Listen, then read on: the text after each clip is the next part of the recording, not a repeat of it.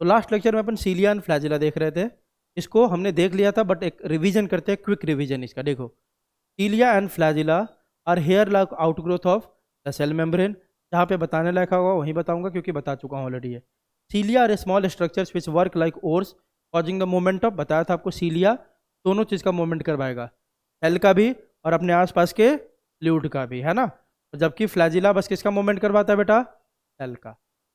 दूसरी बात बताया था, सीलिया स्मॉल होता है और फ्लैजिला उसके कंपैरिजन में क्या होता है? लार्ज होता है। ठीक है। अब देखो, बैक्टीरिया में बस क्या मिलेगा आपको? फ्लैजिला मिलेगा। बैक्टीरिया में सीलिया मिलता है क्या? नहीं। ठीक है, ठीक है। लेकिन बैक्टीरिया में देखो, प्रोकैरियोट में भी फ्लैजिला होता है, यूकैरियोट में भी फ्लैजिला होता है। लेकिन यूकैरियोट और प्रोकैरियोट के फ्लैजिला के स्ट्रक्चर में क्या होता है बेटा? डिफरेंस होता है। ठीक है। जो जो यूकैरियोट का फ्लैजिला है, कौन सा अरेंजमेंट शो करता है? 9+2 अरेंजमेंट। तो हम अभी कौन सा सेल पढ़ रहे हैं? Eukaryotic cell. तो अभी हम पढ़ने जा रहे हैं यूकैरियोटिक का क्या? Flagella and cilia. दोनों का स्ट्रक्चर सिमिलर होता है, इसलिए हम दोनों को एक साथ ही पढ़ते हैं। स्ट्रक्चर दोनों का सिमिलर है। क्लियर है बेटा? बताओ। पहली बात, सीलिया हो फ्लैजिला हो, दोनों को ऊपर से कवर करके रखता है एक मेम्ब्रेन, उसको क्या बोलते हैं अपन? Plasma membrane. ठीक है। पहला बात यही पढ़ा था हमने कि सीलिया हो चाहे फ्लैजिला हो, दोनों को कवर करके रखता है कौन? आपका एक membrane, that is called plasma membrane. पहली बात। दूसरी बात हमने देखा था, सीलिया और स्मॉल स्ट्रक्चर से तो देख लिया, हटाओ यहाँ पे। हाँ, जो बीच का पोर्शन होता है, कोर जो होता है, मेन पार्ट, उसको क्या बोलते हैं बेटा अपन? एक्सोनिम, है कि नहीं? और उस एक्सोनिम में क्या प्रेजेंट होता है? जो बीच का पार्ट होता है उसको क्या बोलते हैं अपन? एक्सोनिम। ठीक है। और उस एक्सोन में क्या प्रेजेंट होता है? माइक्रोट्यूब्यूल्स। 9 डबलेट किधर होंगे? पेरीफेरी पे। और 2 सिंगलेट किधर होगा? सेंटर में। क्लियर है? क्लियर है? इसीलिए इस अरेंजमेंट को क्या बोलते हैं अपन? 9+2 अरेंजमेंट। ठीक है, ठीक है बेटा। अब देखो, जो 9+2 अरेंजमेंट था, ऐसे जो हमने दिखाया था, यहाँ पे ए था, बी था, फिर दूसरे का क्या था? ए था, बी था, ऐसा ही था ना? जल्दी बताओ। सॉरी, हाँ, बी ए। हाँ, क्या था बेटा? बी ए। हाँ, ठीक है। हमेशा कौन सा लिंक होगा? एक मिनट रुक जाओ। हमेशा लिंक होगा आपका यहाँ पे। देखो, यहाँ पे हमेशा कौन लिंक होगा? एक का बी, दूसरे के किससे? ए से। यही होगा ना? जल्दी बताओ। ठीक है। तो अपन ऐसे लिख सकते हैं, बी ए, इसका भी बी ए, इसका भी बी ए, ऐसा लिख सकते हैं ना? जल्दी बताओ, बोलो। अब देखो, सब आपस में लिंक है ऐसे करके। तो ऊपर में डबलेट है, तो इसको बोल देते हैं पेरिफेरल माइक्रोट्यूब्यूल डबलेट। ठीक है। उसके बाद सेंटर में 2 सिंगलेट होता है और इसको एक सीथ कवर करके रखता है। सब जो आपका ये पेरिफेरल है, सब इससे कनेक्ट होगा with the help of structure that is called radial spoke. याद है? क्या बोलते हैं? Radial spoke. सेंटर वाला भी आपस में कनेक्टेड होता है कि सेंट्रल ब्रिज। याद है? जल्दी बताओ। Central bridge. ठीक है। उसके बाद ये सब भी आपस में कनेक्ट होता है, इसको क्या बोलते हैं? इंटर डबलेट ब्रिज बोलते हैं ना? बोलो। तो यही तो स्ट्रक्चर था उसमें, कि बस ऐसे बना देना है, पहले बाउंड्री पे 9 बना देना है, डबलेट डबलेट, सेंटर में 2 बना देना है। ठीक है, सिंगलेट, इसको एक सीट से कवर कर देना है, और बाकी सबको क्या कर देना है? आपस में ज्वाइन, है ना? ये सबको आपस में ज्वाइन कर दिया, इससे भी बीच से भी ज्वाइन कर दिया, और इन दोनों को ही बीच से ज्वाइन कर दिया। नहीं किया था बेटा? जल्दी बताओ। अब देखो, ये सारा हमने पढ़ लिया था। उसके बाद फाइनली हमने देखा था कि जो ए वाला आर्म है, उसके साथ एक प्रोटीन भी अटैच होता है। उस प्रोटीन को क्या बोलते हैं? डाइनिन। क्या बोलते हैं? डाइनिन। याद है ना? ए वाले आर्म में क्या है? ऐसे ऐसे छोटे छोटे प्रोटीन नहीं अटैच था, डाइनिन जिसको बोलते थे। ठीक है। तो देखो, ये सब हमने पढ़ लिया था। इसको डायग्राम से सीधा बताता हूँ। ये देखो, अगर ढंग से आप देखोगे, यहाँ देखो, सबको दिख रहा है डायग्राम? ये देखो, पेरीफेरी पे काउंट करो, पेरीफेरी पे काउंट करो, कितने हैं? 1 2 3 4 5 6 7 8 9। तो पेरीफेरी पे क्या हो गया? 9 डबलेट हो गया ना? जल्दी बताओ। ठीक है, चलो सर, ठीक है, पेरीफेरी पे 9 डबलेट हो गया। अगला देखो, अगला देखो, सेंटर में 2 क्या है? Singlet, single single microtubule. और ये सिंगलेट को कौन कवर किया हुआ है? शीथ, है ना? जिसको बोलते हैं सेंट्रल शीथ। शीथ मतलब कवरिंग। ठीक है। अब देखो, अब करना क्या है अपन को, बस एक ही काम करना है, सब को आपस में जोड़ देना है। तो कौन सब? इस दोनों को आपस में जोड़ दो, इस दोनों को पेरीफेरी वाले से जोड़ दो, और आपस में किसको जोड़ दो? पेरीफेरी वाले को भी जोड़ दो, सबको आपस में जोड़ दो। चलो, हमेशा आपका देखो यहाँ लिखा हुआ है, यह वाला बी है और यह वाला क्या है बेटा? ए। फिर इसमें वाला में ये क्या होगा? बी। ये क्या होगा? ए। इसमें ए बी ए क्या होगा? ए। इसमें ए बी ए क्या होगा? ए। P A. P A. आ रही बात समझ? जल्दी बताओ। P A. P A. ये भी क्या होगा? बी ए। अब देखो, सब आपस में एक का ए दूसरे के बीच से जुड़ा हुआ है कि नहीं? जल्दी बताओ, बोलो। इसको क्या बोलेंगे? Inter doublet bridge. यह जो आपको पिंक कलर का दिख रहा है, यह वाला, this is called inter doublet. क्या बोलते हैं इसको? Inter doublet bridge. क्योंकि यह किसको जोड़ रहा है? दो डबलेट को, एक डबलेट दूसरा डबलेट, दोनों को जोड़ रहा है इसलिए। अब इस इंटर डबलेट ब्रिज में भी एक प्रोटीन होता है, उसको बोलते हैं नेक्सिन। क्या बोलते हैं बेटा? नेक्सिन। देखो लिखा हुआ है यहाँ पे, क्या लिखा हुआ है? नेक्सिन दिख रहा है ना? आगे देखो, आगे देखो। तो चलो सर, हमने ऊपर वाले को तो सबको जोड़ दिया, सबका सर ए दूसरे के बीच से जुड़ा हुआ है with an inter doublet bridge. चलो ऊपर वाला को जोड़ लिया, अब किसको जोड़ लेते हैं? बीच वाले को। ठीक है सर, बीच वाला भी दोनों आपस में जुड़ा हुआ है विथ स्ट्रक्चर, इसको क्या बोलेंगे? Central bridge. ब्रिज मतलब क्या होता है? जोड़ने वालों को ब्रिज बोलेंगे, सिंपल सी बात। बीच में है इसलिए इसको क्या बोल दिया? जल्दी बताओ। Central bridge. सर, ये आपस में जुड़ गया और ये भी आपस में जुड़ गया। अब इसको और इसको आपस में जोड़ना है, तो देखो सब किससे जुड़ा हुआ है? क्या निकला हुआ है? इसको क्या बोलेंगे जो जोड़ा हुआ है? इसको स्पोक। इसको क्या बोलेंगे? रेडियल स्पोक, है ना? ये हो गया आपका रेडियल स्पोक। तो सब आपस में जुड़ गया कि नहीं? जल्दी बताओ आप। ऊपर से अब सर ये पूरा स्ट्रक्चर को एक प्लाज्मा मेम्ब्रेन क्या किया रहेगा? कवर किया रहेगा। चलो आगे देखो, अब यहाँ पे मैंने क्या बोला?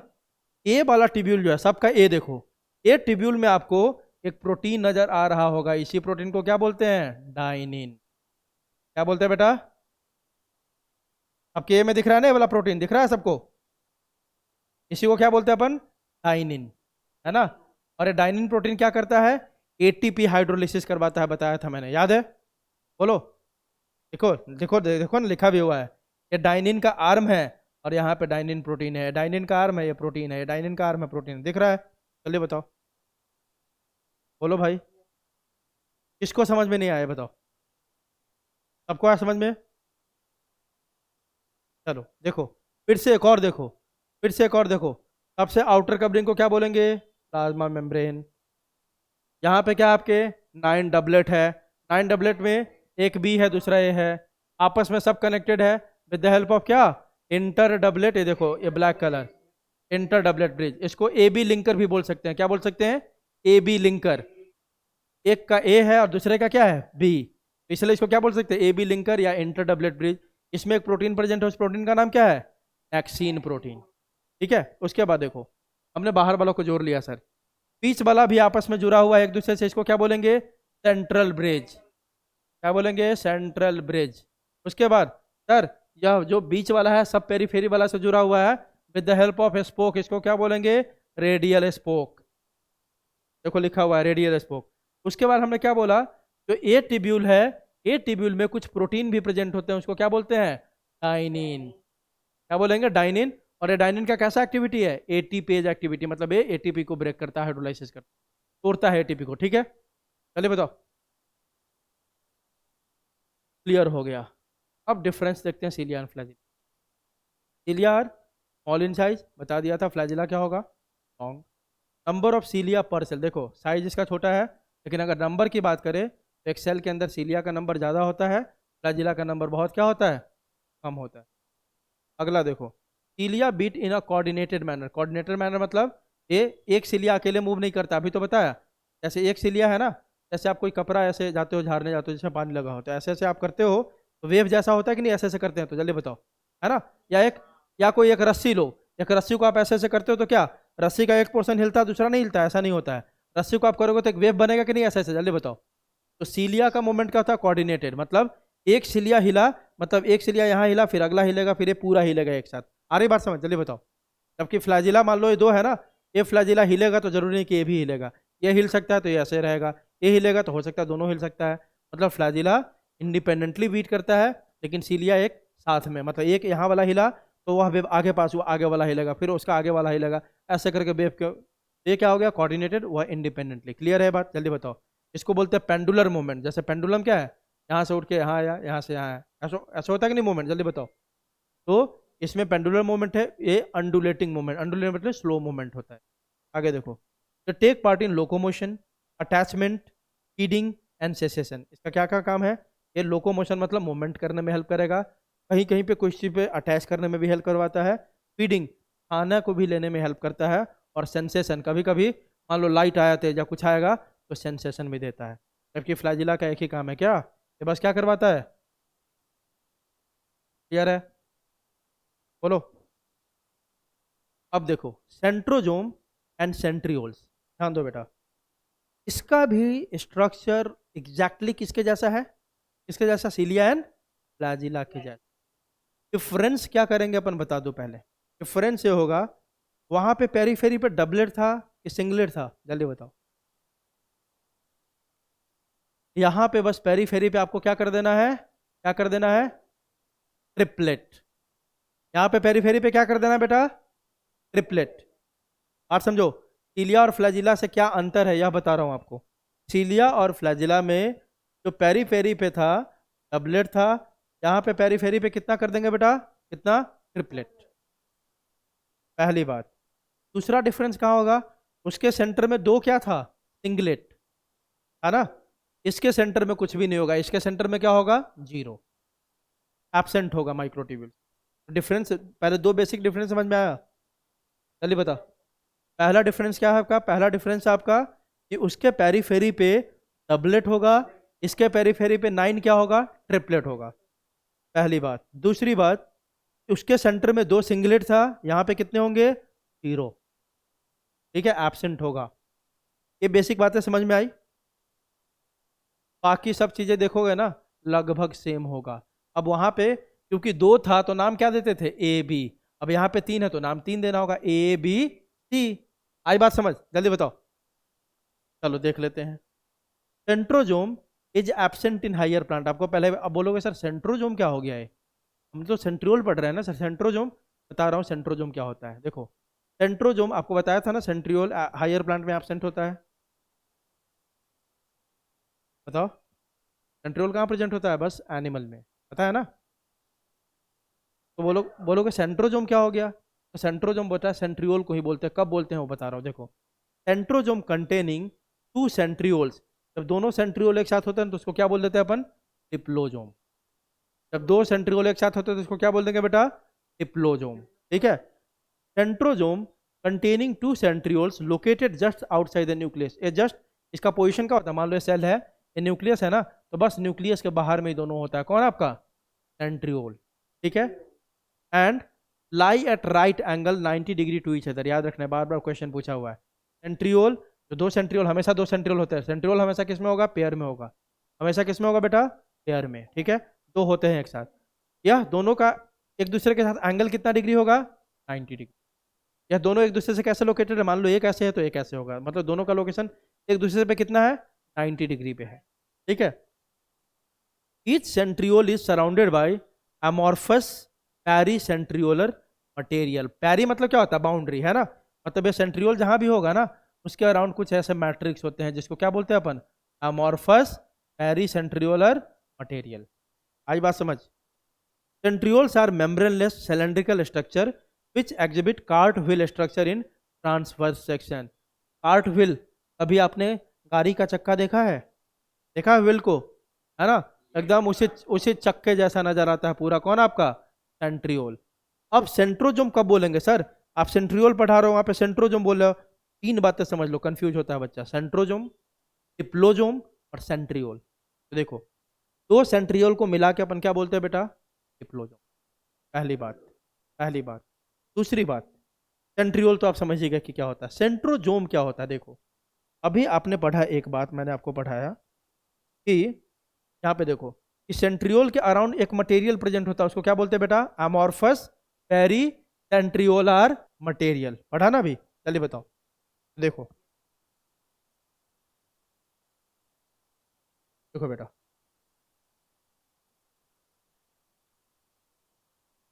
चलो, यह मान लो दो सेंट्रियोल है, 90 डिग्री पे होता है, समझाने के लिए ऐसे बना रहा हूँ मैं। जब दोनों सेंट्रियोल को मिला दो तो क्या बोलेंगे अपन, जल्दी बताओ। डिप्लोजोम। क्या बोलेंगे बेटा इसको, डिप्लोजोम।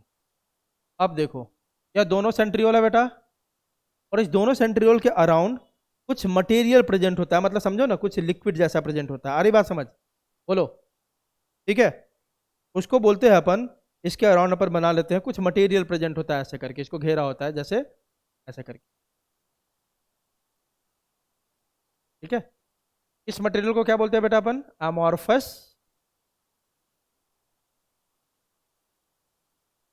पैरी, क्योंकि सेंट्रियोल के पेरिफेरी के पास है घेरा हुआ है, तो इसलिए पैरी सेंट्रियोलार मटेरियल बोलते हैं इसको। ठीक है बेटा, बताओ। अब देखो,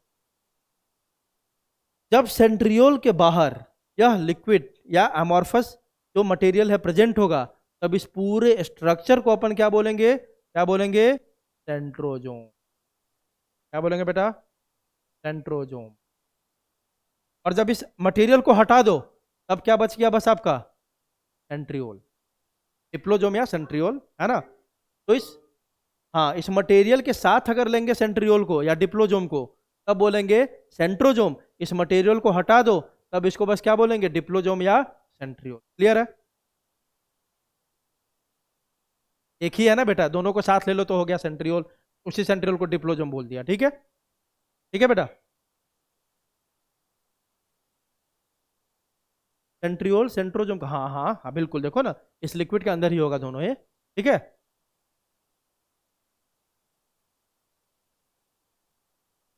ना ना, दोनों एक ही बात है बेटा। केवल लिक्विड सेंट्रोजोम प्लांट में एब्सेंट होता है सिंथेसिस बार। सेंट्रोजोम सेंट्रियोल देखो, पढ़ने के लिए हमने बोल दिया कि इसके अराउंड जो मटेरियल है, और सेंट्रियोल को मिला के बोल दिया हमने सेंट्रोजोम। ठीक है, लेकिन जब हम बात करेंगे ना बार बार, तो हमेशा सेंट्रोजोम नहीं बोलेंगे, सीधा क्या बोलेंगे, सेंट्रियोल।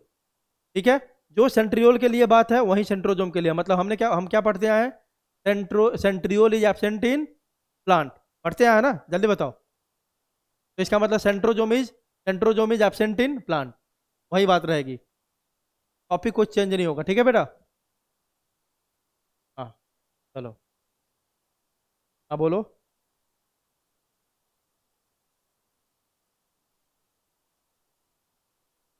अर्ली अर्ली प्लांट्स में होते हैं, अर्ली प्लांट्स में मतलब, अर्ली प्लांट्स मतलब जो यंग प्लांट होते हैं ना, उसमें हो सकता है मिल जाए। ठीक है, लेकिन प्लांट जैसे ही हायर प्लांट होता है ना, लोअर प्लांट में कहीं कहीं देखने को मिल सकता है, लेकिन तुमसे पूछेगा क्वेश्चन, तुम सीधे क्या आंसर करोगे, centriole is absent in plant. चलो आगे देखो, क्या, बिल्कुल बिल्कुल यही सेंट्रियोल है। क्या परमानेंट,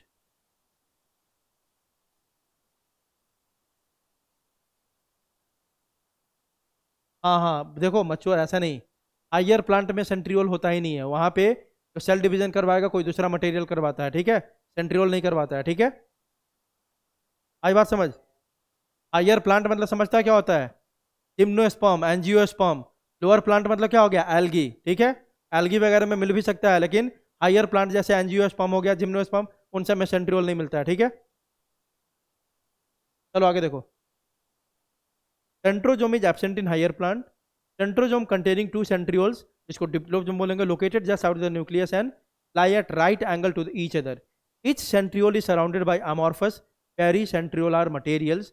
Centrioles are, पहले से बता दिया था, सेंट्रियोल कैसा होता है, मेम्ब्रेनलेस सिलेंडर जैसा स्ट्रक्चर होता है, विच एग्जिबिट कार्ट व्हील, पूछ लेता है क्वेश्चन में कि सेंट्रियोल कैसा स्ट्रक्चर देखने में कैसा होता है, क्या बोलोगे, कार्ट व्हील। कार्ट व्हील मतलब गाड़ी के चक्के जैसा। ठीक है, जब ट्रांसफर सेक्शन उसका लेते हैं तो। आगे देखो, centriole mainly consist of, same वही कहानी है, 9 इवनली प्लेस्ड, इवनली मतलब मान लो ये तीन यहाँ पे है, अगला तीन 2 मीटर की दूरी पे है, तो इसका मतलब अगला तीन फिर से कितने मीटर की दूरी पे होगा, 2 मीटर की दूरी पे, फिर अगला दिन कितने मीटर की दूरी पे होगा, 2 मीटर, मतलब दोनों के मतलब एक ट्रिपलेट और दूसरे ट्रिपलेट के बीच में डिस्टेंस क्या होगा, इक्वल होगा। ठीक है, तो इसको बोलते हैं इवनली प्लेस्ड। चलो आगे देखते हैं, बात समझ में आ रही है बेटा, ये बताओ। चलो आगे, 1 मिनट।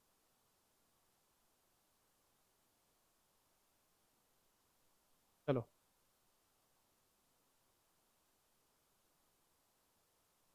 हाँ, तो देखो आप,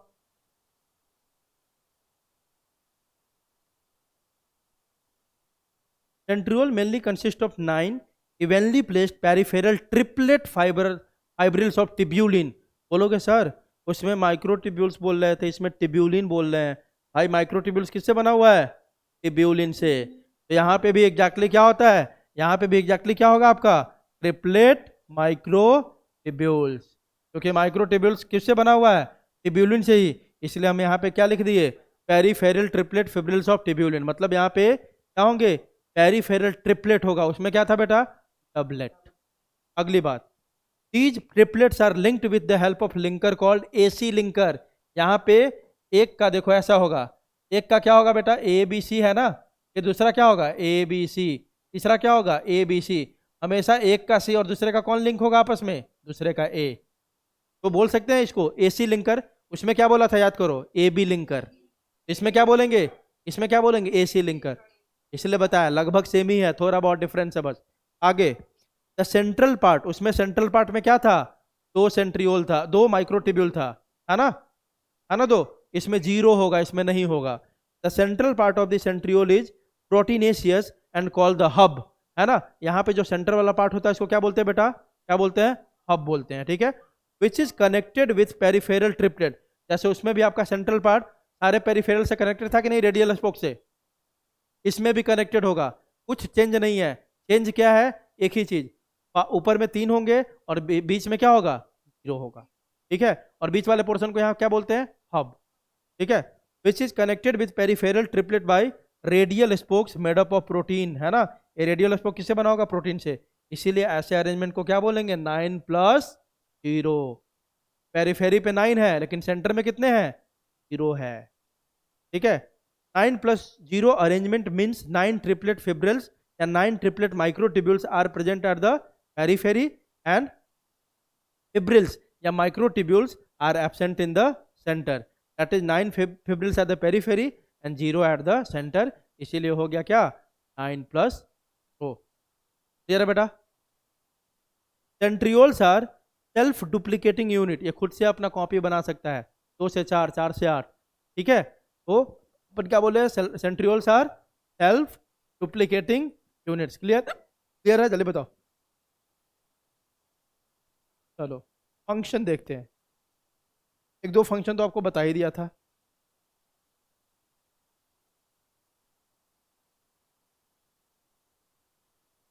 चलो देखो function. In animal cells centriole play important function in cell division by arranging spindle fibres between two poles of a cell. देखेंगे जब सेल साइकिल पढ़ाऊंगा तो सेंट्रियोल है ना, एक फाइबर बनाता है। उस फाइबर को क्या बोलते हैं बेटा अपन? Spindle fibre. क्या बोलते हैं जल्दी बताओ? Spindle fibre. आपको बताया भी था स्पिंडल फाइबर क्या करता है? डीएनए के सेपरेशन में, क्रोमोजोम को सेपरेशन करने में हेल्प करता है। बताया था ना, एक इधर से अटैच हो गया, एक इधर से अटैच हो गया और खींच के दोनों को अलग अलग कर देगा। आ रही बात समझ? है ना? तो ये सेल डिवीजन में हेल्प करता है। कौन? सेंट्रियोल। बाय फॉर्मेशन ऑफ क्या बनाता है? Spindle fibre. दूसरा, the location of centrioles during cell division decides the plane of division. मतलब कहाँ पे सेंट्रियोल प्रेजेंट है वही डिसाइड करेगा कि कैसे आपका सेल का डिवीजन होगा। मतलब मान लो सेंट्रियोल इधर प्रेजेंट है तो सेल डिवीजन कैसे होगा? ऐसे। सेंट्रियोल यहाँ ऐसे ऐसे प्रेजेंट है तो सेल डिवीजन कैसा होगा? ऐसे। आ रही बात समझ? जल्दी बताओ। प्लेन ऑफ डिवीजन समझ रहे हो ना? प्लेन ऑफ डिवीजन मतलब क्या हुआ? बात समझ में आ रही है बेटा या नहीं आ रही है? तो देखो क्या बोल रहा है, सिंपल सी बात है। क्या बोल रहा है कि जिधर सेंट्रियोल प्रेजेंट होगा उधर ही आपका क्या होगा? डिवीजन होगा, प्लेन ऑफ डिवीजन। देखो जैसे 2 सेल ले रहा हूँ मैं, एक सेल इधर है और एक सेल है आपका। चलो इस सेल में सेंट्रियोल यहाँ प्रेजेंट है तो प्लेन ऑफ डिवीजन क्या होगा? ऐसे। ठीक है, हॉरिजॉन्टल। इस सेल में यहाँ प्रेजेंट है तो क्या होगा? Plane of division vertical. Clear है बेटा? क्लियर है? चलो वही लिख रहा है, the location of centrioles during cell division decides the plane of division. The plane of division is always at right angle to the spindle fibre. तो spindle, मान लो स्पिंडल फाइबर ऐसे बना है ना, स्पिंडल फाइबर ये है, तो प्लेन ऑफ डिवीजन हमेशा क्या होगा? इसके कितने डिग्री पे?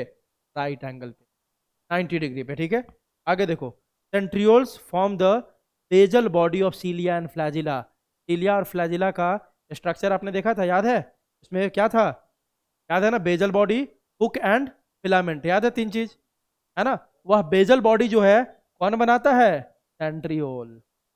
इलियार फ्लेजा में 3 पार्ट था, याद है सबको? Bezel body, hook and filament. वो जो बेजल बॉडी है वो कौन बनाता है बेटा? सेंट्रियोल बनाता है। ठीक, बेजल बॉडी पढ़ा नहीं था स्टार्टिंग में? नहीं थी तुम?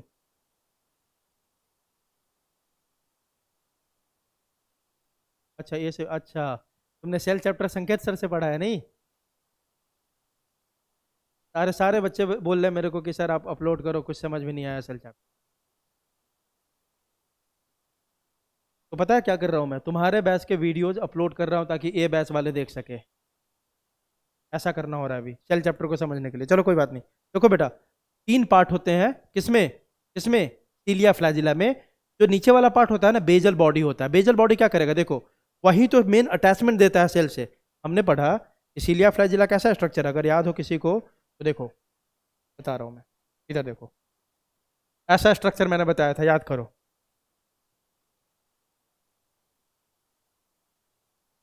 ठीक है, ऐसे करके आप देखोगे। फिर यहाँ पे एक हुक होता है, और हुक से क्या निकला होता है बेटा? फिलामेंट। ठीक है, यह आपका बेजल बॉडी है। This is hook and this is क्या? फ्लैजिला। ठीक है, सीलिया फ्लैजिला का डायग्राम लगभग सेम ही होता है बेटा, अभी तो स्ट्रक्चर एक ही जैसा पढ़ा, पढ़ा नहीं तुमने? सीलिया फ्लैजिला के लिए अलग से पढ़ा क्या हमने? साथ में पढ़ा है स्ट्रक्चर। दोनों का स्ट्रक्चर लगभग सेम ही होता है। ठीक है, तो देखो, ये बेजल बॉडी है। बेजल बॉडी ही तो क्या होता है? यह देखो, अब सेल बना रहा हूं मैं, सेल वॉल, सेल मेम्ब्रेन। यह बेजल बॉडी ही तो यहाँ से निकलता है सबसे पहले। मतलब जो सेल वॉल और सेल मेम्ब्रेन से अटैच जो है आपका पूरा ये स्ट्रक्चर, ये कौन करवाता है? Bezel body. बेस है ये, बेस। अब घर का बेस कितना मजबूत होता है जानते हो ना? सब कुछ इसी पर टिका हुआ है। आई बात समझ बेटा? जल्दी बताओ। ये बेजल बॉडी है, यही निकलता है आपका, यही अटैच होता है सेल वॉल और सेल मेम्ब्रेन से। ऊपर वाला स्ट्रक्चर हुक है, हुक भी यहाँ से, यहाँ वाला स्ट्रक्चर हुक है। और हुक के बाद पूरी तरह बाहर कौन सा स्ट्रक्चर होता है आपका? फिलामेंट। आई बात समझ? ये बेस आपको बेजल बॉडी, मतलब ये पूरा मतलब बेस बनाता है। क्लियर है बेटा? चलो, तो ये आपने फंक्शन देख लिया। फंक्शन के बाद अपन क्या देखेंगे? ये देखो, आपको डायग्राम में दिखा दो अब किसका। हाँ बेटा,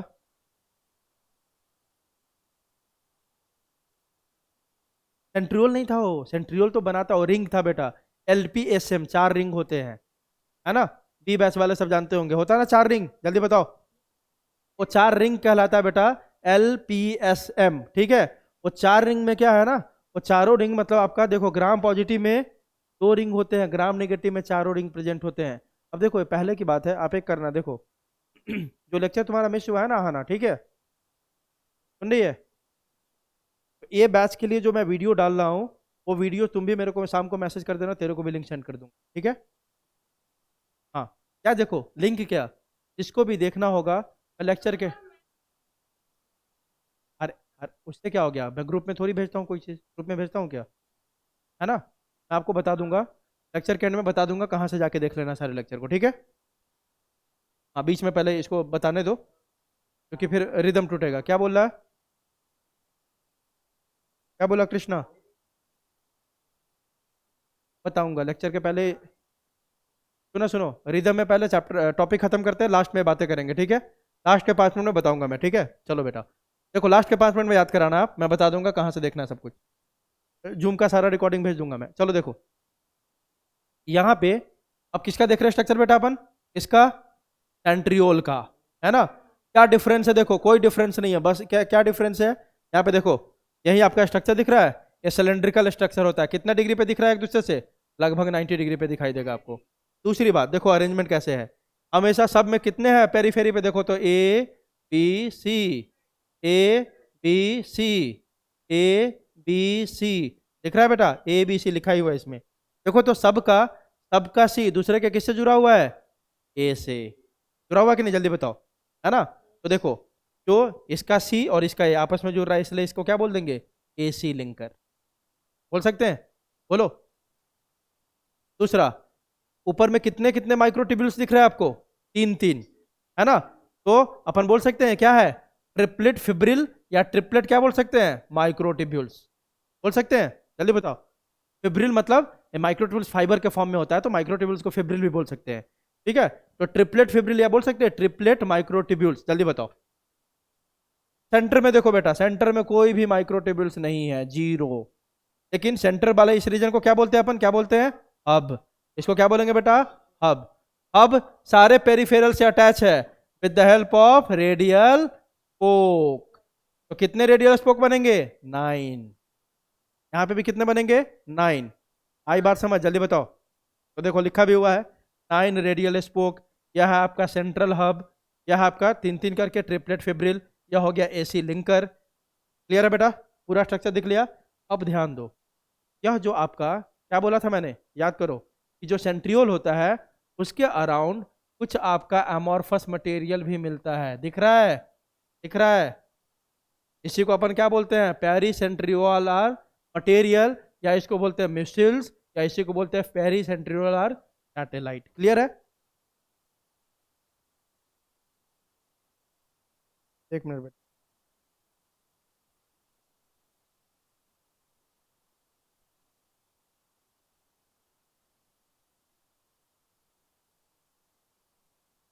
दोनों के डिफरेंस में समझ में आया आपको, क्या डिफरेंस है। मेरे को तो एक ही चीज समझ में आ रहा है भाई, कि सर पेरीफेरी पे इसके ट्रिपलेट है, वहां पे एबी लिंकर बोलते थे, तो यहाँ पे क्या बोलेंगे, एसी लिंकर। और उसके बाद सेंटर में सर इसके जीरो है, तो सेंटर वाला रीजन को हब बोल देते हैं, और आपस में सबको फिर कनेक्ट कर दिया, हो गया, कहानी खत्म है इसकी। है कि नहीं बेटा, एकदम आसान है कि नहीं दोनों का स्ट्रक्चर। ठीक है, हाँ बेटा बोलो। क्या सी ए लिंकर, एसी लिंकर बोलो, सी ए, एक ही बात है यार, मतलब वर्ड को इधर। हाँ बोलो।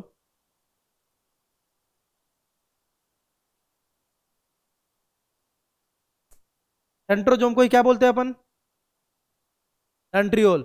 बस फर्क क्या है, इसके अराउंड जो मटेरियल होता है इसको मिला के अपन सेंट्रियोल बोल देते हैं। कोई बोले कि सेल में सेंट्रोजोम है, इसका मत बोला सेंट्रोजोम है तो सेंट्रियोल नहीं है, सेंट्रोजोम को ही सेंट्रियोल बोलते हैं, सिंपल सी बात, सादी भाषा में ये समझो, ठीक है। हाँ, देखो फिर से आ गया एक और बेहतरीन डायग्राम। आपको सेंट्रियोल किस शेप में होता है, सिलेंडर होता है, सबसे पहली बात तो ये सिलेंडर शेप दिखा दिया। उसी का एक हमने ट्रांसफर सेक्शन ले लिया। ट्रांसफर सेक्शन समझते हो, देखो ये किस फॉर्म में बेटा, सिलेंडर के फॉर्म में, ऐसे है ना, जल्दी बताओ। ये देखो ऐसे है, ये सिलेंडर के फॉर्म में है, इसका हमने ट्रांसफर सेक्शन लिया। तो ट्रांसफर सेक्शन लेंगे तो कैसा नजर आएगा, गोला नजर आएगा ना, आएगा कि नहीं, राउंड है ना। तो इसीलिए जब भी हम देखते हैं है ऐसा, लेकिन हमने एक पोर्शन इसका ऐसे करके कट कर लिया और इसको यहाँ देखा तो राउंड नजर आया। फिर वही बात है, देखो ना, एबीसी, इसको क्या बोलेंगे, ट्रिपलेट माइक्रोट्यूब्यूल्स। ये क्या है आपका जो सब कनेक्ट किया हुआ है, रेडियल पोक, है ना। आ रही बात समझ बेटा। ये देखो एसी लिंकर है कि नहीं, बहुत सिंपल सा डायग्राम है, बेहतरीन डायग्राम है, समझ में। ये सब तो रट्टा मारा जाना चाहिए यार, ऐसे आप पढ़ रहे हो, ये सब तो रट्टा दिमाग में आ जाना, बैठना नहीं, इसे पढ़ते हो तो दिमाग में बैठता नहीं है तुम लोग को, ये बताओ, याद होता है कि नहीं। हाँ, यही मैं बोलता हूँ कि जाके बेटा रिवीजन कर लोगे ना, फिर कभी जीवन में याद करने की जरूरत नहीं होगी, समझो। लेकिन जरूरी क्या है बायो में, एक ही चीज समझ, तो आपको जब मैं पढ़ाऊंगा ना तो आप ऐसे ही बोलोगे, अरे सर तो बहुत अच्छा पढ़ा है, बहुत अच्छा समझ में आया, लेकिन वह किसी काम का नहीं होगा अगर आपने क्या नहीं किया, इसका रिवीजन नहीं करा। तो आज तो बहुत अच्छे से समझ में आएगा, अब तुमने क्या किया, इसको 2 महीने छोड़ दिया इसी तरह, 3 महीने छोड़ दिया इसी तरह, फिर से आपके दिमाग से तो टॉपिक जाएगा ना धीरे धीरे, है कि नहीं। तो इसीलिए बार बार हर 15 दिन पे या 1 महीने पे एक बार रिवाइज कर लो जो मैंने पढ़ाया है, ठीक है बेटा।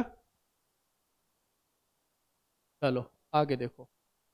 अब अगला क्या पढ़ेंगे, सेल में कुछ और स्ट्रक्चर प्रेजेंट होते हैं, दैट इज कॉल्ड, क्या बोलते हैं उसको, माइक्रो बॉडीज। ठीक है, यह क्या है देखो, these are many membrane bound, ये भी मेम्ब्रेन बाउंड है, और छोटे छोटे ऐसे स्फेरिकल स्ट्रक्चर। वेजिकल किसको बोलते हैं, स्मॉल स्फेरिकल स्ट्रक्चर, है ना। छोटे छोटे ऐसा स्ट्रक्चर होगा, इसका खुद का मेम्ब्रेन भी होगा, ऐसे ऐसे, इसी को अपन बोलते हैं माइक्रो बॉडी। देखो नाम ही बता रहा है, माइक्रो बॉडीज, बहुत छोटा होगा ये, ठीक है। These are many membrane bound minute vesicle containing various enzyme that are present in both plant in, बहुत लोग जाके गलती कर देता है। माइक्रोबॉडीज कोई पूछे कि प्लांट में प्रेजेंट है, एनिमल में प्रेजेंट है, दोनों में प्रेजेंट है, क्या बोलोगे, दोनों में। प्लांट सेल में भी मिलेगा आपको और एनिमल सेल में मिलेगा। होता बहुत छोटा है लेकिन बहुत काम का चीज़ है, इसके अंदर बहुत सारे क्या प्रेजेंट होते हैं बेटा, एंजाइम्स। इसके अंदर बहुत सारे क्या होंगे, माइक्रोबॉडीज के अंदर एंजाइम होंगे। These are single membrane bound organelles which are associated with oxidative reaction, oxidation करवाएगा। इसमें जो भी एंजाइम्स होंगे ना, वो किस काम वाले एंजाइम होंगे, क्या करेगा वो, ऑक्सीडेशन करवाएगा। ठीक है, अब इसमें कुछ टाइप्स होते हैं, पढ़ लेते हैं, और बहुत इंपॉर्टेंट है, इसमें बच्चा कंफ्यूज रहता है पूरे साल। पहला क्या टाइप है, देखो तो बेटा, पेरोक्सीजोम, या इसको क्या बोलते हैं, यूरिकोजोम्स। पढ़ लेते क्या है, यह दोनों में प्रेजेंट होगा, कंफ्यूजन इसी में होता है, ये नाम से सब एक ही जैसा लगेगा, इसमें जो भी पढ़ोगे ना आप, सबका क्या लगेगा, नाम एक ही जैसा है, तो कंफ्यूजन होता है कौन किस में प्रेजेंट है। पहला क्वेश्चन, माइक्रोबॉडीज प्लांट एनिमल में दोनों प्रेजेंट होता है। अब पढ़ रहे हैं अपन माइक्रोबॉडीज का टाइप्स। पहला क्या आपका, पेरोक्सीजोम, या इसी को क्या बोलते हैं, uricosomes. These are found in both plant and animal cell, जहां जहां मैंने रेड कर दिया मतलब इंपॉर्टेंट है। पेरोक्सीजोम्स कंटेन कैटेलेज एंजाइम, कौन सा एंजाइम होता है, कैटेलेज एंजाइम का नाम है, याद रखो, बताया था ना, जिसके लास्ट में ASE लगा हो वो क्या होगा, एंजाइम, है ना। पेरोक्सीजोम कंटेन्स कैटेलेज एंजाइम, और यह एंजाइम करता क्या है, which is concerned with peroxide, आप जानते हो H2O2 को क्या बोलते हैं, पेरोक्साइड है ना, मेटाबॉलिज्म, मतलब यह जो एंजाइम है ना बेटा, वह H2O2 को तोड़ देता है, देखो ऐसा रिएक्शन होता है, H2O2, इसके ऊपर कौन सा एंजाइम लग गया, कैटेलेज, है ना, और यह ब्रेक कर दिया इसको किस में, H2O+ किस में, ऑक्सीजन। आई बात समझ, चलिए बताओ, तो पहला काम क्या हो गया पेरोक्सीजोम का, it is responsible for metabolism of hydrogen peroxide. ठीक है, क्लियर है बेटा, जल्दी बताओ, हाँ बोलो।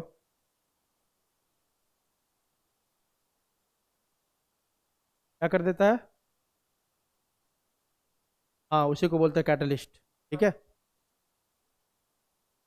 ये कैटलेज एंजाइम है भाई, वो कैटलिस्ट किसको बोलते हैं, कैटलिस्ट सारे जितने दुनिया के एंजाइम है ना, समझा, सबको अपन कैटलिस्ट बोल सकते हैं। ठीक है, वो कैटलिस्ट अलग हो गया, यहाँ पे कैटलेज लिखा हुआ है, आई बात समझ, हाँ, ये कैटलेज एक एंजाइम है प्रॉपर, कैटलिस्ट सारे एंजाइम को अपन कैटलिस्ट बोल सकते हैं। कैटलिस्ट उसको बोलते हैं जो रिएक्शन को क्या करे, रिएक्शन को क्या करे, हाँ, रिएक्शन रेट बढ़ा दे उसका, चलो बाद में देख। In plants peroxisomes occurs in cells of green tissue, अब बता रहा है कहाँ कहाँ प्रेजेंट है, आपने ऊपर ही देखा है, प्लांट में भी होता है, एनिमल में भी होता है, तो प्लांट में कहाँ मिलेगा ये, peroxisome occurs in cells of green tissue, जहां जहां ग्रीन कलर का होगा ना जो टिश्यू, उन सारे ग्रीन टिश्यू में मिलते हैं कौन, peroxisome, and concerned with photorespiration, है ना, प्लांट में क्या करवाता है जल्दी बताओ, रेस्पिरेशन, फोटो रेस्पिरेशन, है ना, respiration in presence of light is called, क्या बोलते हैं, फोटो रेस्पिरेशन। क्या पढ़ोगे, ये पढ़ोगे प्लांट फिजियोलॉजी में जाके, ग्लाइकोलेट पाथवे वहां पे पढ़ाऊंगा मैं आपको। ठीक है, बस अभी आपको याद रखना है, क्लियर है बेटा। आगे देखो तीसरा काम, तो दो काम हमने देख लिया, पहला काम देखे क्या देखा, पेरोक्साइड मेटाबॉलिज्म उसको तोड़ता है, दूसरा काम क्या देखा, प्लांट में क्या करवाता है, फोटो रेस्पिरेशन, तीसरा काम peroxisomes are also involve in beta oxidation of fatty acid, fatty acid को क्या करवाता है, उसका ऑक्सीडेशन, उसको तोड़ता है फैटी एसिड्स को, क्लियर है। तो ये तीन काम किसका देखा आपने, पेरोक्सीजोम का, एज इट इज तीनों काम आपको याद रखना है। दूसरा दूसरा एग्जाम्पल है माइक्रोबॉडीज का, क्या आपका, लाइऑक्सीजोम्स। देखो नाम सबका एक जैसा है ना, तो बहुत कंफ्यूज होता है बच्चा लोग बाद में, अभी पढ़ा रहा हूँ तो लगेगा अरे यार सब डिफरेंट है, लेकिन एक सब जो क्वेश्चन आएगा रिवीजन नहीं करोगे तो भूल जाओगे उसमें। लाइऑक्सीजोम्स, ये देखो कहाँ मिलता है, बस कहाँ मिल रहा है, ओनली इन प्लांट्स, दिख रहा है, यहीं पे कंफ्यूजन होती है, पेरोक्सीजोम दोनों में प्रेजेंट है, लाइऑक्सीजोम्स केवल किस में प्रेजेंट है बेटा, प्लांट में, और प्लांट में भी स्पेशली कहाँ मिलेगा ये, जिस सीड में, कैसे सीड में, फैटी सीड्स, जिस सीड में बहुत ज़्यादा फैट अवेलेबल हो उस सीड में मिलेगा, कैस्टर सीड में, जैसे ग्राउंड नट के सीड में, इन सब जगहों पे मिलेगा क्या आपको, glyoxysomes. Glyoxysomes are considered as highly specialised peroxisomes, ऐसा माना जाता है पेरोक्सीजोम में ही कुछ स्पेशलाइजेशन हो गया और वो क्या बन गया बेटा आपका, लाइऑक्सीजोम। आई बात समझ, जल्दी बताओ, बोलो। Glyoxylate acid cycle takes place in glyoxysome, ये पढ़ेंगे बाद में, है ना, एक साइकिल पढ़ना है आपको, लायो ऑक्जिलेट एसिड साइकिल, ये कहाँ होता है, प्लांट में, कहाँ पे होता है, इसी के अंदर होता है, लाइऑक्सीजोम को। ये कौन सा साइकिल है बेटा, लायो ऑक्जिलेट एसिड साइकिल, मतलब यह जो है ना फैट को कन्वर्ट करता है किसमें, कार्बोहाइड्रेट्स में, इस साइकिल में अपन क्या क्या करते हैं, पूरा साइकिल जानते हो साइकिल क्यों होता है, किसी चीज़ को कन्वर्ट करने के लिए। तो ग्लायो ऑक्जिलेट साइकिल में क्या होता है बेटा, हम जो फैट होता है ना, देखो ना, सबसे पहले हमने क्या बोला कि जो फैटी सीड्स होगा उसी में प्रेजेंट होगा कौन, जल्दी बताओ, ग्लाइऑक्सीजोम्स, उसी में होगा, जल्दी बताओ। अभी करता क्या है उसके अंदर, जो फैटी एसिड में जो फैट है ना, उसके तोड़ तोड़ के किस में कन्वर्ट करता है, जल्दी बताओ, किस चीज़ में, कार्बोहाइड्रेट में। अरे क्यों करना जरूरी है कार्बोहाइड्रेट, क्योंकि प्लांट का भोजन क्या है, कार्बोहाइड्रेट, है ना। अब सीड है ना, सीड को क्या करवाना है, जर्मिनेट करवाना है, अपन को करवाना है कि नहीं, जल्दी बताओ। तो सीड सीड सीड के अंदर देखो, बात समझो क्या बोल रहा हूं मैं, लायो ऑक्जुलेट एसिड साइकिल क्या है, देखो आप, ये सबसे पहले तो ये देखो कि ग्लाई ऑक्सीजोम एक सीड ले लिया हमने, मान इस सीड के अंदर क्या है, बहुत सारा क्या है बेटा, फैट, बहुत सारा क्या है, जल्दी बताओ, फैट्स बहुत सारे हैं इसके, है ना, बहुत सारा फैट है इसके अंदर, दीज आर फैट मॉलिक्यूल, ठीक है। अब इसी के अंदर प्रेजेंट होता है कौन, आपका जो फैटी जहां पे होगा ना, फैटी सीड्स, उसके अंदर क्या प्रेजेंट होगा, ग्लाई ऑक्सीजोम, क्या प्रेजेंट होगा बेटा, ग्लाई ऑक्सीजोम्स। अब देखो, अब इस सीड को, सीड हम क्यों स्टोर करके रखते हैं, उसको हम बाद में उससे ग्रो करवाना है। अब ग्रो करवाना है, अब इसको न्यूट्रिशन चाहिए कि नहीं, प्लांट का न्यूट्रिशन क्या है, ग्लूकोज, हम लोग क्या खाते हैं, ग्लूकोज, है ना, मतलब फैट को हमें तोड़ के किस में कन्वर्ट करना होगा, कार्बोहाइड्रेट में या ग्लूकोज में, है ना। यह काम कौन करवाएगा, यह ग्लाई ऑक्सीजोम क्या करवाएगा, इस फैट को तोड़ेगा और किस में कन्वर्ट कर देगा, कार्बोहाइड्रेट में या ग्लूकोज। आज बात समझ, चलिए बताओ, इसी को बोलते हैं conversion of fat into carbohydrate with the help of glyoxysome is called क्या, ग्लायो ऑक्जिलेट एसिड साइकिल, ठीक है बेटा। तीसरा आपका क्या होता है, स्फीरोजोम्स, जैसे आपने देखा पेरोक्सीजोम, ग्लाइऑक्सीजोम, तीसरा क्या देख रहे हैं, स्फीरोजोम्स, ठीक है, स्फीरोजोम्स। अब देखो क्या क्या है भाई, these are small spherical vesicle, छोटे छोटे स्ट्रक्चर होते हैं, इससे बने होते हैं, स्मूथ एंडोप्लाज्मिक रेटिकुलम से, स्मूथ एंडोप्लाज्मिक रेटिकुलम ही बनाता है किसको, जल्दी बताओ, स्फीरोजोम्स को। दे कंटेन, इसके अंदर भी क्या होगा, एंजाइम होगा बहुत सारे, they contain enzyme such as esterases, ये किसको तोड़ेगा, एस्टर्स को, पढ़ा है ना एस्टर, चलिए बताओ। न्यूक्लिएजेज, किसको तोड़ेगा, न्यूक्लिक एसिड को, डीएनए आरएनए। हाइड्रोलेजेज किसको तोड़ेगा, तो वाटर है सबको, ठीक है। फॉस्फेटेजेस, फॉस्फेट को तोड़ेगा।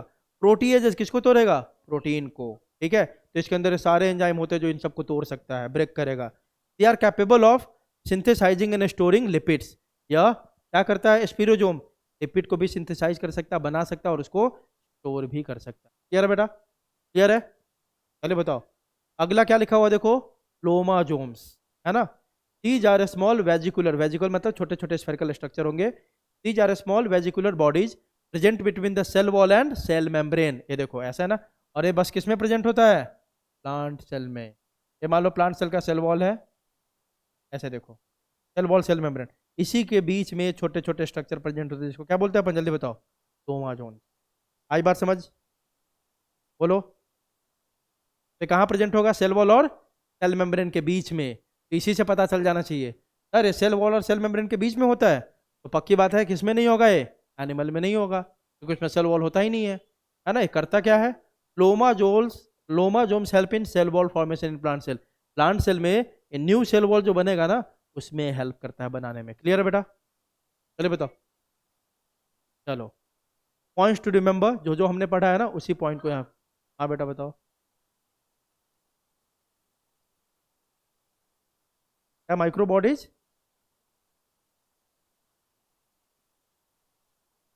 मेम्ब्रेन, हाँ साइटोप्लाज्म में होता है, लेकिन जो आपका अभी पढ़ा लोमाजोम्स वो कहाँ प्रेजेंट होगा, सेल मेम्ब्रेन और सेल वॉल के बीच में, ठीक है, बोलो।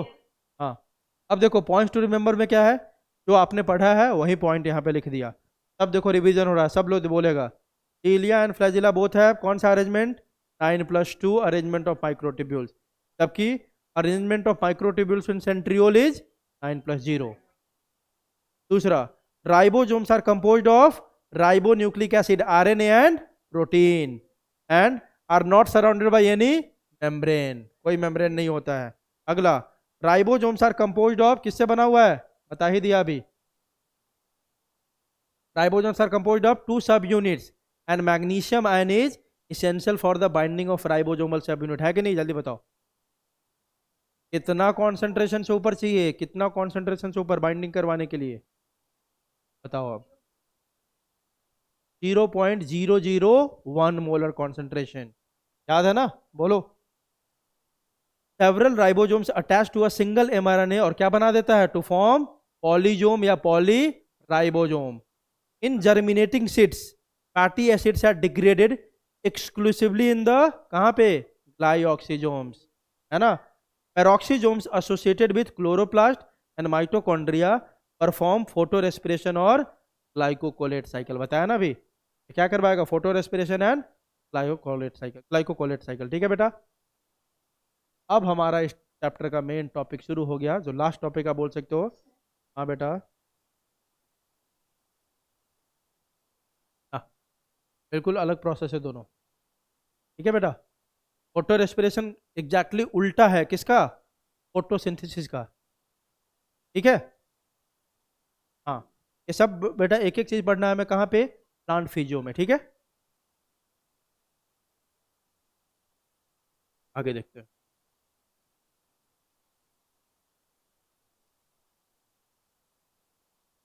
अब हमारा दो ही टॉपिक बचा है इस चैप्टर में, एक न्यूक्लियस और दूसरा आपका न्यूक्लियस के अंदर ही मिलता है कौन सा स्ट्रक्चर? क्रोमोजोम। ठीक है बेटा, बोलो। तो न्यूक्लियस और क्रोमोजोम हमारा बच गया, चलो देखते हैं। न्यूक्लियस में इंट्रोडक्शन देखते हैं, बहुत ध्यान से देखना, इससे भी बहुत क्वेश्चन आते हैं। तो न्यूक्लियस बात बता दिया था, किसने डिस्कवर किया था न्यूक्लियस का? रॉबर्ट ब्राउन ने। कहाँ किया था यह देख लो, root cells of orchid. Orchid जानते हो ना सब लोग, प्लांट होता है। ऑर्किड प्लांट के रूट सेल में इसको डिस्कवर किया था, किसको? न्यूक्लियस को, 1831 में। अगला देखो, later the material of the nucleus stained by the basic dyes. उसका नाम क्या था बेसिक डाई का? एसीटोकार्बाइन। अब डाई आप जानते हो ना, डाई जानते हो ना? किसी चीज को देखने के लिए हम उसको क्या करते हैं? स्टेनिंग करते हैं, उसी को डाई बोलते हैं। तो डाई आपका देखो, एसिडिक डाई हो सकता है जिसका एसिडिक नेचर होगा, बेसिक डाई हो सकता है जिसका बेसिक नेचर होगा, और न्यूट्रल भी हो सकता है। क्लियर है बेटा? तो देखो क्वेश्चन ये पूछता है, न्यूक्लियर का मटेरियल मतलब न्यूक्लियस के अंदर जो जो मटेरियल है उसको देखने के लिए हम किस डाई का यूज करते हैं? बेसिक डाइज का। और उसका नाम क्या है? एसीटोकार्बाइन। यह बात तो न्यूक्लियस का स्टेनिंग वाली बात है, सबसे पहले किसने दिया था, किसने बताया था? फ्लेमिंग। आपको पता होना चाहिए, आपको पता होना चाहिए कि जो न्यूक्लियस है, इंटरफेज न्यूक्लियस बोलते हैं। अभी सेल साइकिल सेल डिवीजन पढ़ाऊंगा तो आपको बताऊंगा इंटरफेज क्या होता है। देखो, सेल साइकिल सेल डिवीजन दो फेज होते हैं, एक इंटरफेज होता है जब सेल अपने आप को तैयार करता है बस, है ना, उसमें डिवाइड नहीं कर रहा होता है। और एक आपका एम फेज होता है जिसमें सेल क्या करता है? एक्चुअल डिवीजन करता है। आ रही बात समझ? चलो इस बात को थोड़ा मैं बता दूं। हाँ बेटा,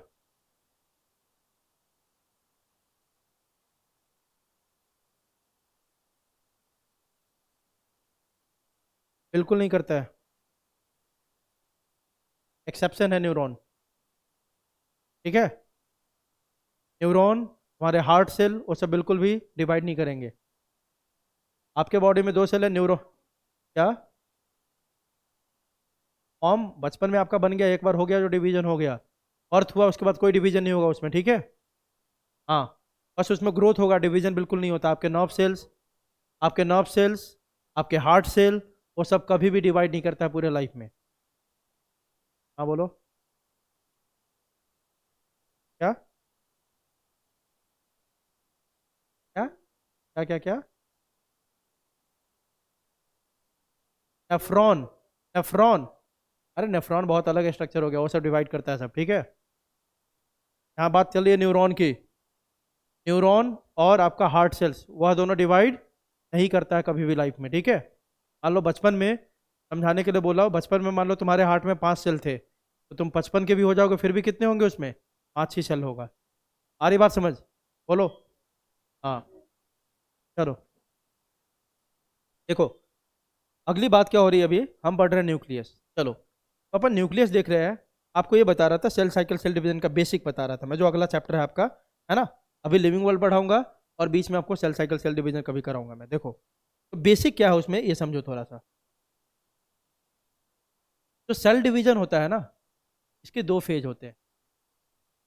पहला होता है आपका इंटरफेज, क्या बोलते हैं उसको जल्दी बताओ, इंटरफेज। दूसरा होता है आपका एम फेज, दूसरा क्या होता है, एम फेज। इंटरफेज को अपन बोलते हैं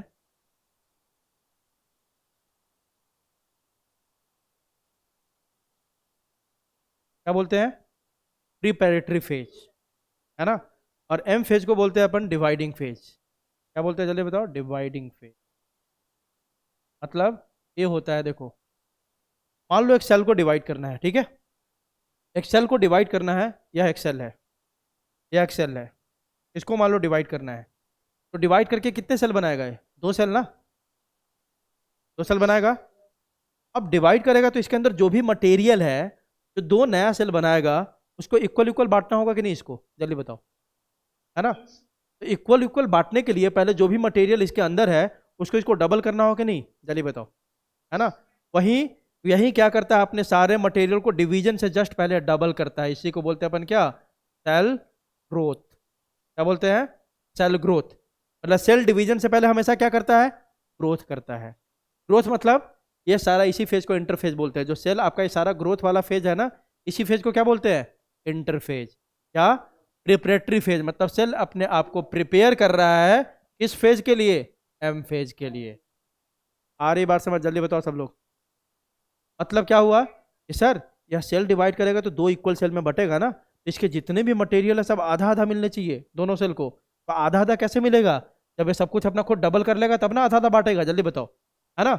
वही सब कुछ डबल करने के, सब कुछ डबल मतलब माइटोकॉन्ड्रिया डबल कर लेगा, क्लोरोप्ला मतलब जो भी चीज़ है इसके अंदर, मतलब डीएनए डबल कर लेगा, सब कुछ डबल करने के प्रोसेस को क्या बोलते हैं अपन, जल्दी बताओ, इंटरफेज, है ना। उसके बाद जब सब कुछ डबल हो गया इसमें, तो सेल का साइज देखो ना बढ़ गया, क्योंकि सब कुछ डबल डबल हो गया, तो यह छोटा सेल था यह बड़ा सेल हो गया कि नहीं, जल्दी देखो तो, हो गया ना। तो इसी प्रोसेस को बोलते हैं, सब कुछ का डबलिंग के प्रोसेस को बोलते हैं इंटरफेज। अब ये डबल हो गया तो फिर से ओरिजिनल साइज में लाना है, तो यही क्या कर जाता है आपका, क्या करेगा, डिवीजन कर जाएगा।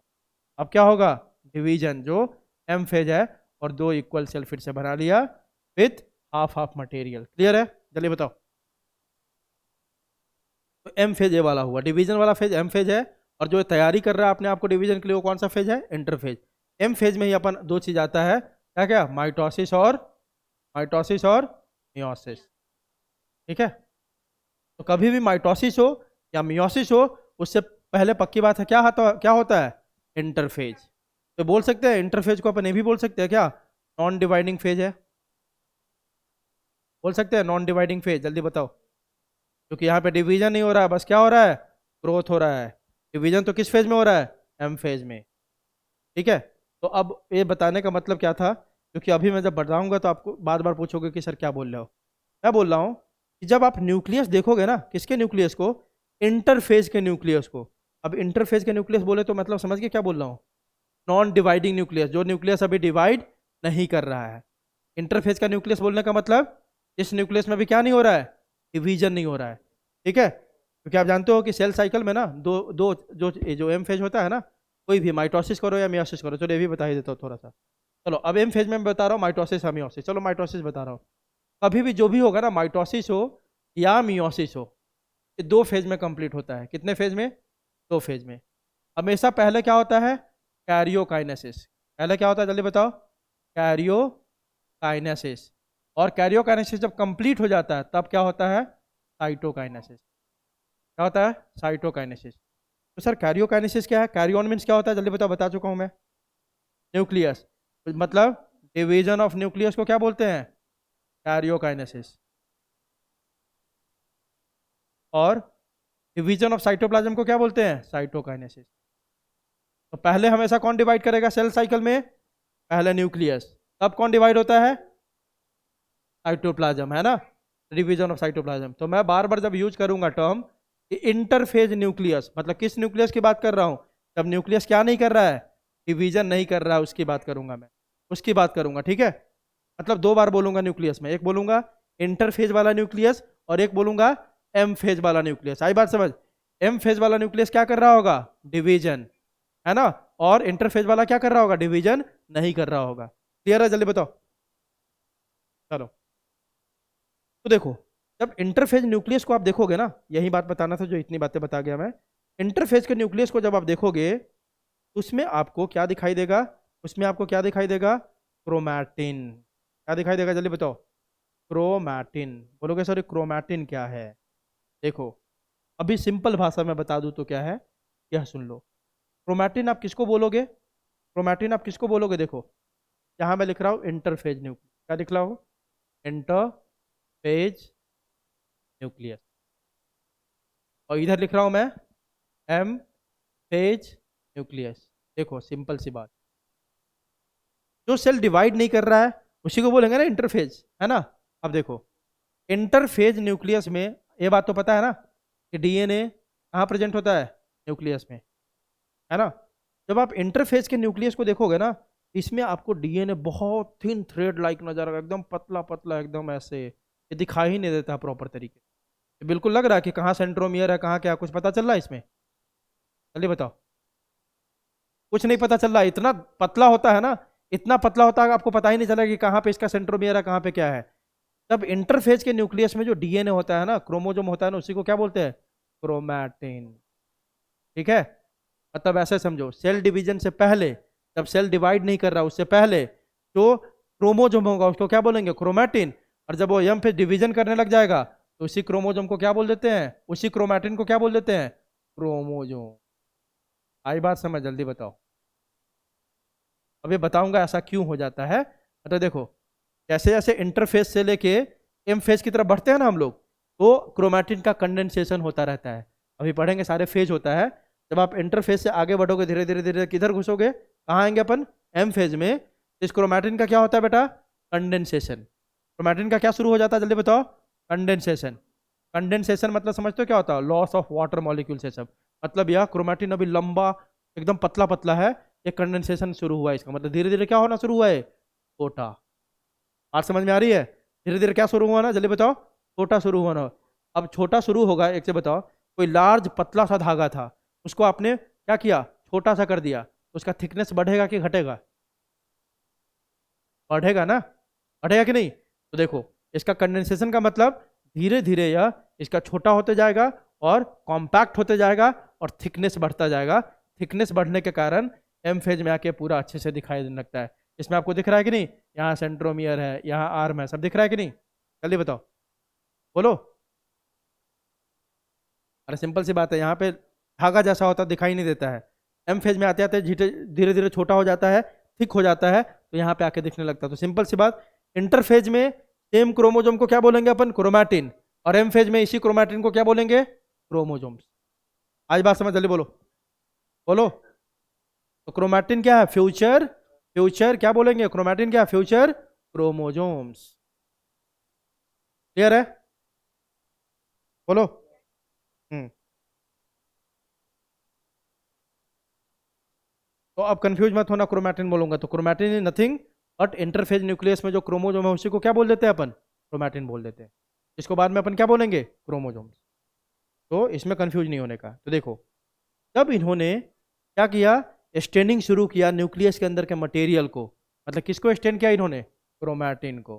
किसको स्टेन किया? क्रोमैटिन को।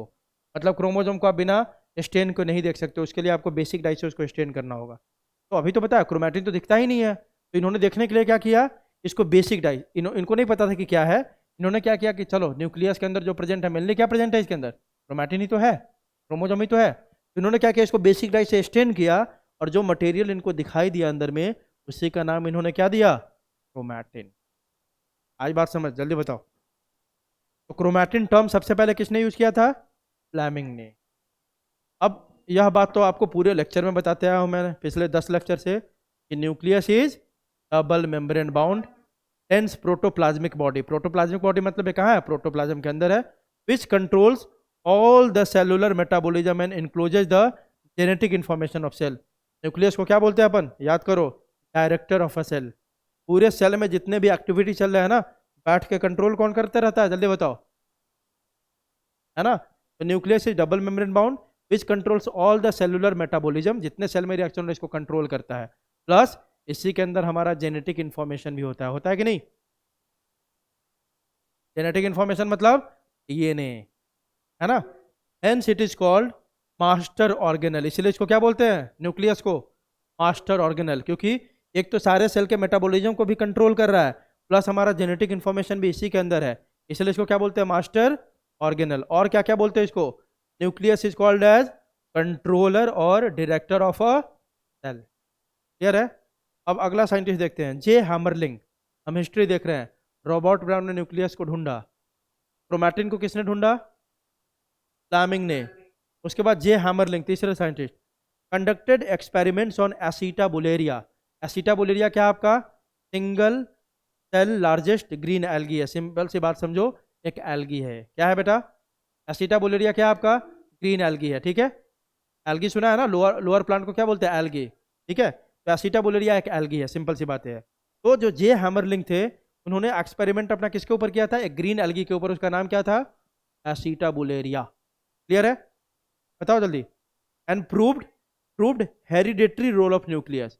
और इन्होंने तब प्रूव किया था न्यूक्लियस का कौन सा रोल, हेरिडेटरी रोल है। हेरिडेटरी रोल मतलब, अब हम इन्होंने ही सबसे पहले बताया था कि न्यूक्लियस के अंदर ही जो डीएनए है ना, वही पेरेंट से किस में पास होता है, अपने बच्चों में। हेरिडिटरी क्या होता है, हेरिडिटरी मतलब passing of character from parent to offspring. आई बात समझ। जो हमारे माता पिता के क्रोमोजोम से वही हमें आते हैं ना, जल्दी बताओ।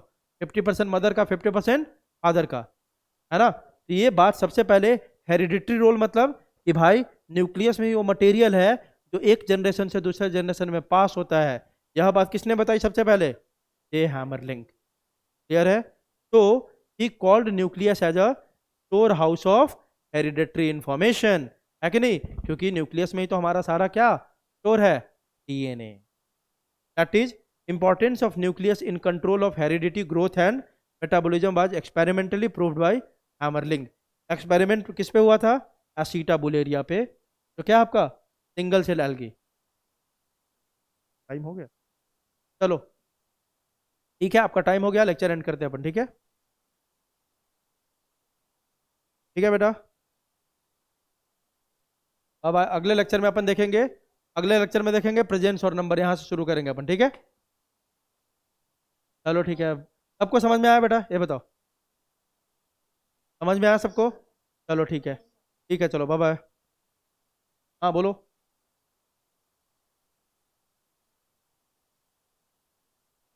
अच्छा ठीक है, मैं बता दूंगा, बता दूंगा। अभी दूसरा लेक्चर है यहाँ पे, ठीक है, बाद में इसको बताता हूँ मैं आपको। ठीक है।